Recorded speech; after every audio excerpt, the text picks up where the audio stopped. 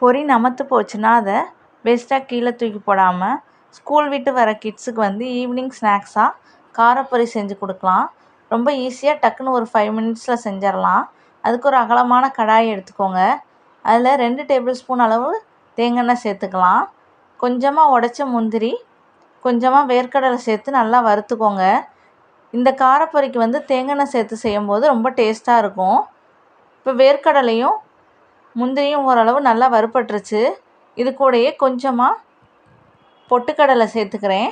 பொட்டுக்கடலை வந்து கருக விடாமல் வறுத்து எடுத்துக்கலாம்.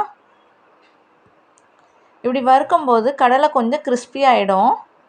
இப்போ இது கூடயே 1/4 டேபிள் ஸ்பூன் அளவு மஞ்சள் தூள் சேர்த்துக்கிறேன்.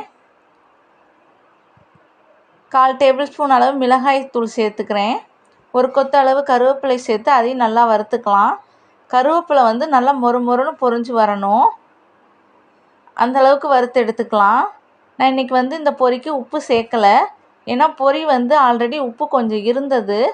நம்ம லைட்டாக சாப்பிட்டு பார்த்தோம்னா தெரியும், பொரியில் உப்பு இருந்தால் நம்ம சேர்க்க தேவையில்லை. இப்போ என்னோட பொரி வந்து கொஞ்சமாக நமத்து போச்சு.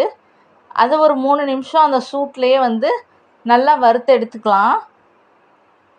ரொம்ப நேரம் வறுக்கக்கூடாது. இப்படி ஒரு கொஞ்சம் நேரம் வறுத்து எடுக்கும்போது அந்த பொரி நல்லா கிறிஸ்பியாக மாறிடும். இப்போ வந்து அதை ஈவினிங் ஸ்நாக்ஸாக கிட்ஸுக்கு கொடுத்துட்டா சாப்பிட்ருவாங்க.